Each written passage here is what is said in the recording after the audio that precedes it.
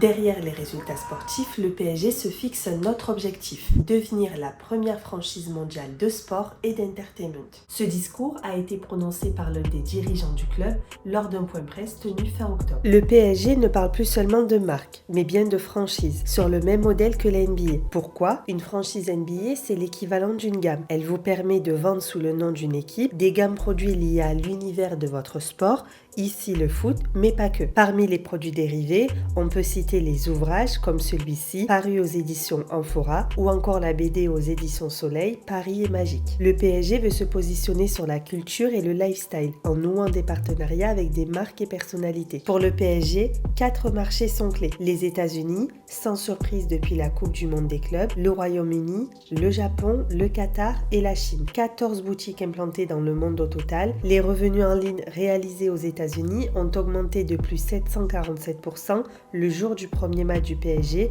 à la Coupe du Monde des clubs. Mais qu'est-ce qui fait la valeur du PSG ? On peut déjà mesurer ce que les supporters sont prêts à dépenser pour voir l'équipe sur place. En France, les produits PSG sont de plus en plus demandés. Depuis le début de la saison, les ventes sont largement supérieures à celles de l'an dernier, avec une hausse de plus 217% sur la boutique en ligne et de plus 90% dans les boutiques physiques. En termes de valorisation, ni le club ni Qatar Sport Investment, son propriétaire depuis 2011, n'a publié d'études. Sur la saison 2024-2025, le PSG a réalisé un chiffre d'affaires record, 837 millions d'euros de revenus, soit une progression de 31 millions d'euros par rapport à la saison précédente. Ce record s'explique notamment par les gains engendrés par la Ligue des Champions et par la Coupe du Monde des clubs, 96 millions pour le finaliste, divisé en deux sur les saisons 2024-2025 et 2025-2026.